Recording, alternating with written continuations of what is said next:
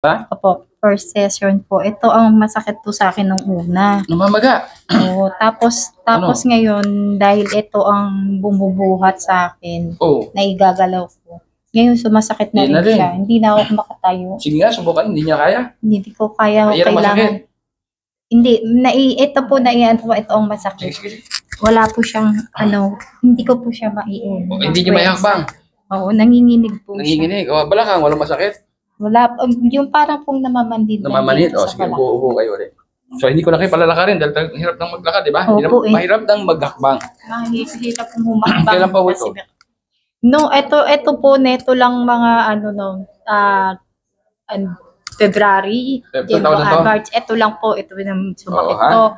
Tsaka po parang mabigat na siya. Igalaw. Mahirap na, ha? O may bilat siya. Sa ngayon, may nararamdaman kayo masakit? Ito, masakit po sinabi. Hindi ka tumatayo, masakit? Hindi po, pag nakaupo, hindi mo mararamdaman. Ito po masakit, pag tumayo ka, inunat mo siya. Inunat ba yun, ha? Pag inunat po siya, kaya hindi ko siya maunat. Ito naman po, pag nakabaloktot na matagal, pag inunat mo, doon naman siya masakit. Nagsumba ba kayo dati? Nagsumba? Hindi po. Hindi naman po ako nagsusumba, kaya alam, mahilig ako sumayaw. Ano, mahilig siya? Sumayaw po. Tsaka yung akin po. Oo, sayaw. Gano'n, sumayaw. Oo, mahilig po ako sumayaw. Tsaka po, yung nagde-deliver po kasi ako ng pagkain ng araw. Lakad. Yun, ang konsumo, ha? Kaya may para sa ito. Sige, tingnan natin kung matulungan ko kayo, ha? Sige po. Sige, ha? Maraming prayer lang, ha? Okay na? Kasi si sister, meron siyang immune system. Autoimmune, ha? Issue, no? Autoimmune. Meron kayong rheumatoid arthritis, di ba? Dito? Rheumatoid arthritis. Ostro po yun na. Tsaka na... Osteoarthritis. Osteo na. Buto sa buto na. Kaya hindi siya, kinakain na yung buto. Ito na, apekto na nga rin, pangalawang session natin to, di ba? Opo, pangalawang session. Nung unang session, ewan ko kung nakunan natin, halos hindi ka makatayo, di ba? Hindi ako makatayo, hindi ako makahakbang. Hindi makalakad, hindi ka makahakbang. Hindi makatayo, hindi nga makahakbang, napakasakit, di ba? Ito, pangalawang session, pero tingnan natin kung may improvement, Alam nyo, mabigat itong may osteo na sa rheumatoid arthritis na Sige. Yun, nakakatayo siya ng maganda, Siya mag-isa, sige, lakad. Tingnan kung makakalakad, di ba? Kahit pa paano, nag-improve, di ba? Opo, nag-improve yung dahan. Hindi na siya ganun kabigat yung paa ko. Oo, yung tuhod. Mabuti, kahit dahan-dahan. May autoimmune siya, mabigat. Ito yung apo niya, Ano ba? Nagbago ba siya? Opo, nagbago po. Kaya na pong tumayo mag-isa. Dati hindi, di ba? Dati po, kailangan po ng alalay. Alalay, Hindi nga makakabang dati, di ba? Opo. Sige. Sige, balik na ho kayo. At least, unti-untiin natin, Susunod lang kayo sa akin,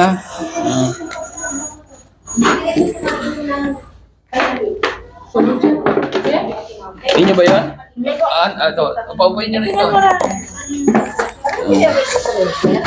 Sige, upo kayo.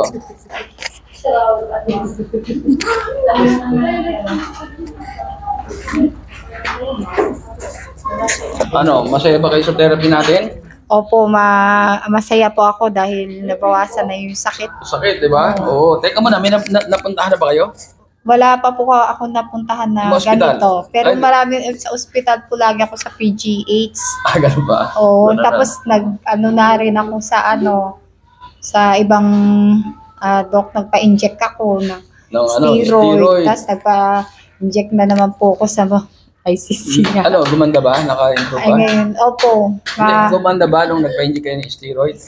Lang po na parang na-relieve lang po ng tapos bumalik din po siya. Tsaka lumala, Anyway, sige, matuloy lang natin, sister, ha? Kaya sinabi ko nga sa inyo, pupunta kayo ng 3 beses lang, kahit 2. Okay, ha? Opo, Okay.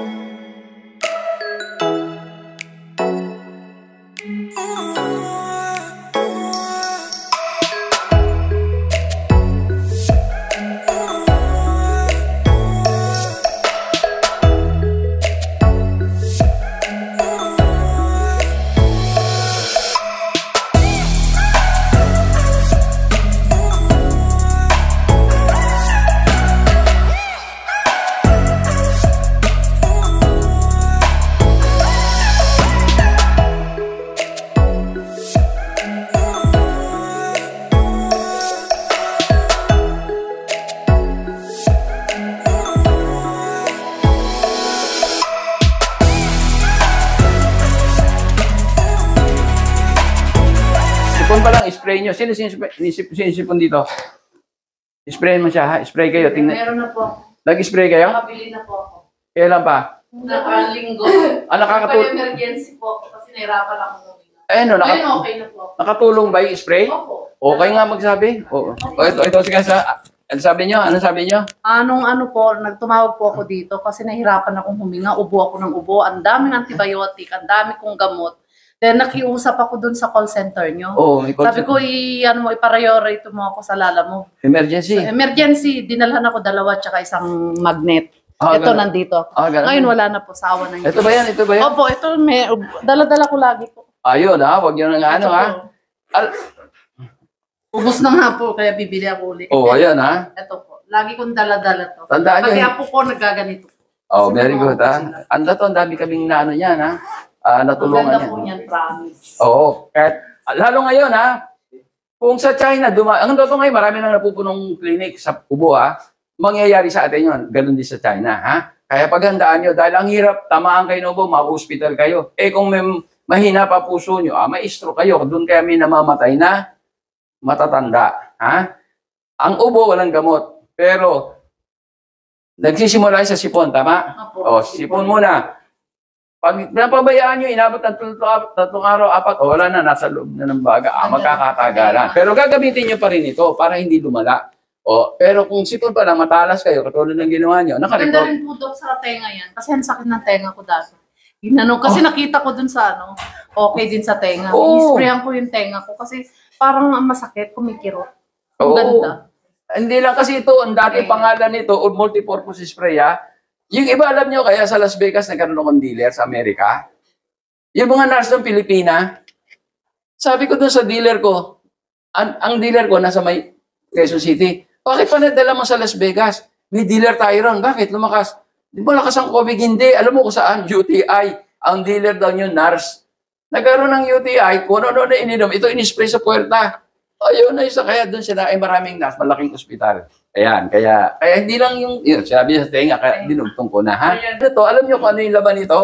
Kung ano yung ginagamit ng ating katawan, sa loob ng ating katawan na pamatay sa virus at bakterya panlaban. Ano yun?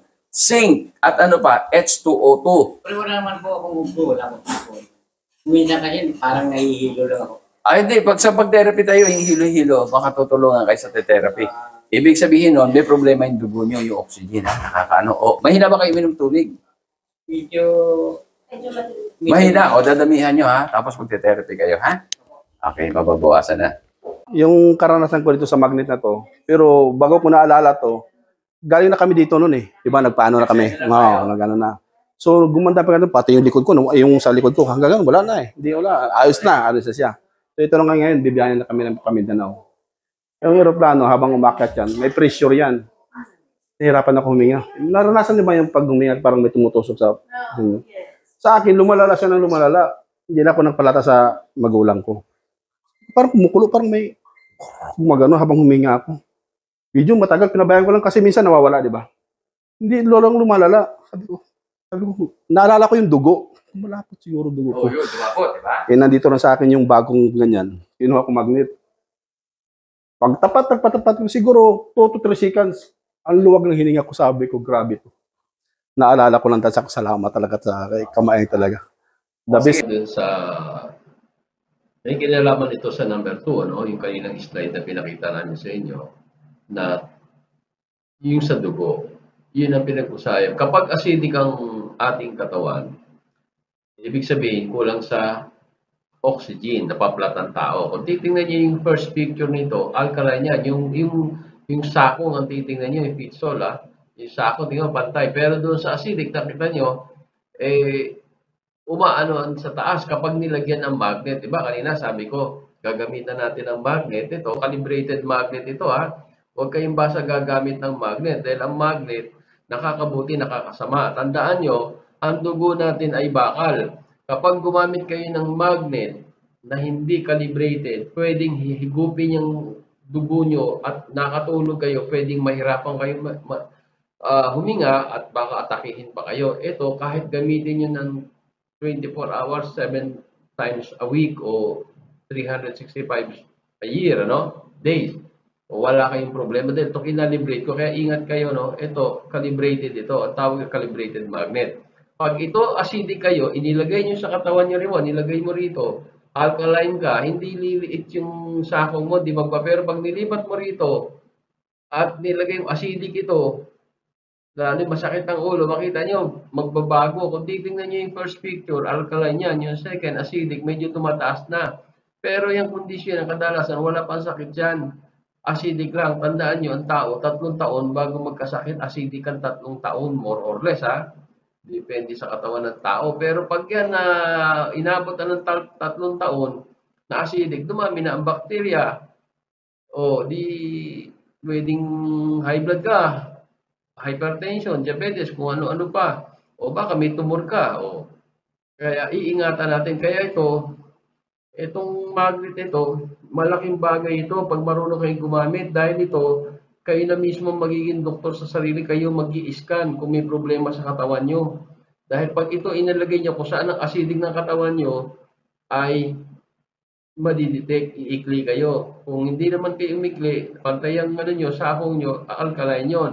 O anong gagawin nyo? Pag nakita nyo acidic, nilagay mo dito acidic, o mag-i-spray lang ito sa ulo. Mamaya pakikita yung spray to, itong ano to. O yung isa naman, nakita nyo, yung second picture, acidic, medyo miikli na yung maatras na yung sakong niya. O wala pang sakit yan. Pero pag kami sakit na, katulad ito, may cancer itong paa na to, makita nyo yung number 3rd picture, o ayun, makita nyo, ganun ang makikita nyo sa mga susunod na slide. Ni-orient ko lang kayo para aware kayo na ganun ang kasi kayo gusto ko, kayong gagamit ng produkto ko, kayo mismo maging doktor sa sarili nyo, huwag kayong aasa sa akin dahil malayo tayo bago tayo magkita, di ba? Ano yung mukha niya, ha? O, ayan yung may cervical cancer. Ano pangalan mo? Almira Castro.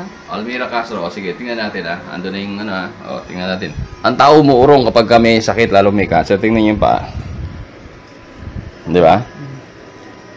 Ito, pumasok ito, hinatak ito. Makita nyo? O. Okay, gagawin natin. I-spray natin kung may spray. Spray sa ulo, ha? Alisin mo na yung magnet. Okay. Tingnan natin, ha? Kung magre-response yan, ha?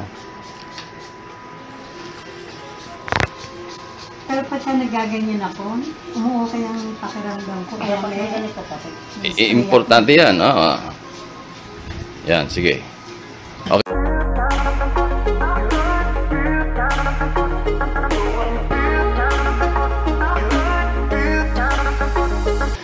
Ayan, na sprayhan na, tingnan natin. Sige, lagay mo na yung magnet doon sa 1. Okay, lagay mo, ha? Yan, o, tingnan, sandali lang yan, tingnan natin. Unti-unti, di ba? O, yun. Magantay na, di ba? Nangawit lang ako, O. Bigat ng paunti. Di ba? O, yun ang sinasabi ko, ha? Kaya malaking pag-asa. Napansin natin na maikli doon sa area na yon, so acidic yon, lumapot ang dugo doon, maraming bacteria doon, walang oxygen doon, Doon tayong sariling doktora, kaya yung iba, lahat naman tayo may cancer, ang totoo kaya lang maliit lang yung iba. Katulad ko, wala naman akong tumor, o di maliit pa, kasi nga yung doktor natin gumagana. Ang ginagawa niyan, anytime na nagdidikit-dikit, nag-acidic, malakas ang doktor ko, iwahiwalay niya para dumalo yung dugo, nutrients, oxygen, matanggal yung basura.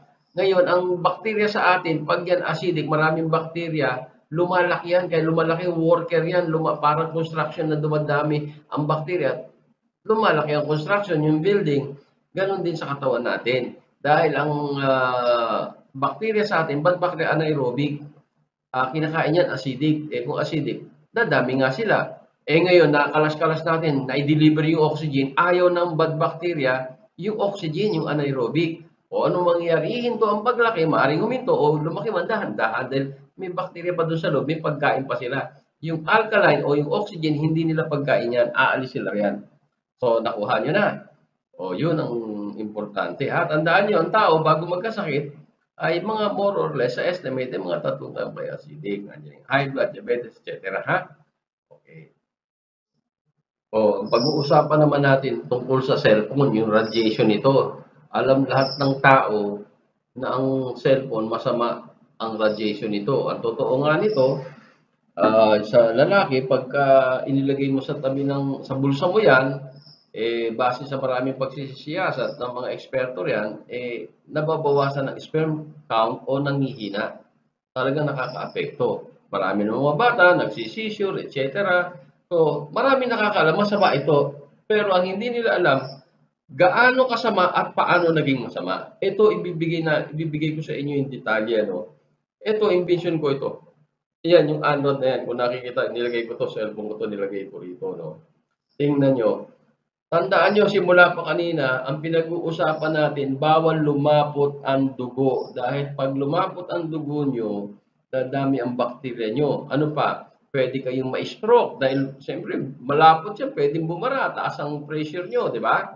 So, itong radiation ng cellphone, pag ginamit nyo rito yan, pag wala kayong anti-cell radiation, itong Android na invention ko, ay lumalapot ang dugo nyo.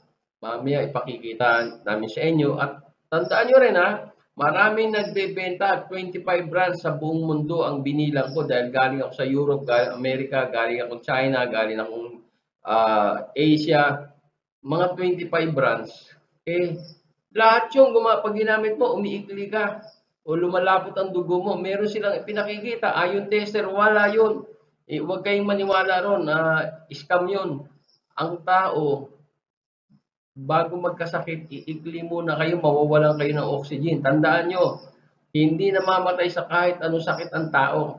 Kahit cancer yan, hindi na mamamatay kayo pag naubusan kayo ng oxygen. Ibig sabihin, lumabot ang dugo nyo. Kaya nasa Biblia yan Ano sabi? Ang lahat ng nilalang, ang buhay ay nasa dugo. Kaya ito, ipakikita ko sa inyo kung paano lumapot ito. At paglapot nito, hindi lang tayo apektado matatanda. Tayong matatanda, kadalasan acidic tayo. Pero maging yung bata na alkaline na, apektado nito. Ipakikita ko sa inyo yung video mamaya pagkatapos nito. Ang tao na i-stroke, hindi nila alam. Pag gumamit kayo, lumapot, babara maaring sa ulo nyo riyan o kaya sa puso nyo, magkakaroon kayo ng ischemic stroke. Okay, ischemic heart attack, babara yan hanggang sa pumutok yung ugat nyo, magiging hemorrhagic stroke na yan, o hemorrhagic heart attack na yan. Sige, tandaan nyo ito, nagpapalapot ng dugo ito. Ano mangyayari? Para natin masabi lumalapot, iikli kayo. Pantay, di ba? Tingnan mo to, pantay. Tingnan mo muna. Pantay. Di ba? Pantay. Lagay mo yung cellphone. Ayun. Tawag ka na. Tira mo si cellphone. Ano nangyari? Ang bilis naman! Nakayari ka, mas ano ka! Sobra to. Sobra ka, Lagay mo yung sticker. Lagay mo yung sticker. Lagay mo yung sticker. Ayan, may sticker na. Ang ba? Tingnan mo. Ang bilis. Pumapantay, di ba? Mas addict ka sa cellphone kaysa sa akin. Sige, ipakita mo paano pagtanggal. Tingnan mo sa kanya. Tanggalin. Tanggalin, sige, tanggalin mo yung sticker. Yan, tinanggal na, tingnan mo. Wow, lagay mo ulit. Lagay mo, pakita mo sa kanya habang nilalagay. Asama yun. Tingnan mo kung na yung tuwang nga di ba? Sige, tingnan mo. Sige, dali, magpapantay na. Ayan na. Yung patay na. Tanggalin mo ulit. Isa pa. Tanggalin. Isa na lang. Lagay mo ulit. Nakita mo, di ba? Yun. Lagay na ulit, Yari ka, mas addict ka sa cellphone. Nakita mo?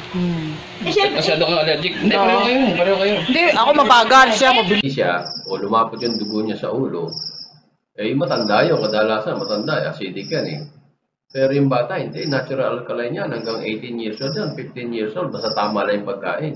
Malusog yung bata. Pero tingnan mo, kung paano siya maapektuhan. Alam niyo ba na ang bata, pagka nag-aaral, kailangan ng maraming oxygen yan. Pag gumamit yan, makita nyo, tingnan nyo, bumabagal ang ang pagkatuto ng na ihirapan matuto ang bata dahil nga kulang sa oxygen dahil gumamit ng cellphone. Bago pumasok sa eskwela, gamit ng cellphone. O nasa eskwelahan, gamit ng cellphone. O magre-review, ganun din. Sayang, mamaya, ipakikita ko sa inyo kung ano ang yan, nasusunod na video na ito. Naman, di ba? Pantay siya, di ba? Pantay, di ba? Gamitin mo. Ito. Ayan. Okay, gamitin mo. Lagay sa tenga. Kunyari nakikipag-usap ka. Lagay mo sa tenga. Lagay mo kunyari nakikipag-usap ka. Lagay sa tenga. Tingnan nyo ha. Ano nangyari? Relax, relax. Relax, relax. Nakita nyo, di ba? Lumiit, oh. Tanggalin mo. Nakita nyo, lumiit, di ba? Oh, tanggalin mo. Bitawan mo dito. Bitawan mo. Oh. Pumantay, di ba? Opo.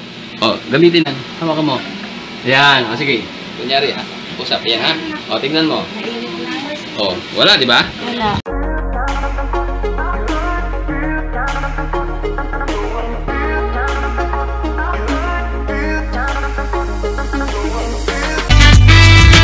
Ilang mga natatanging Pinoy sa bansa ginawaran ng pagkilala sa katatapos lang na Bravo Philippine Awards na ginanap sa Manila Hotel. Basta binigyang pagkilala yung Pinoy inventor na si Ismael Aviso Sr. bilang Inventor of the Year at kanyang anak na young entrepreneur na ginawaran ng Excellence in Business. First of all, I'm very thankful na binigyan tayo ng pagkakataon ni Bravo Filipino na maging part of awardee of this year to be Excellence in Business.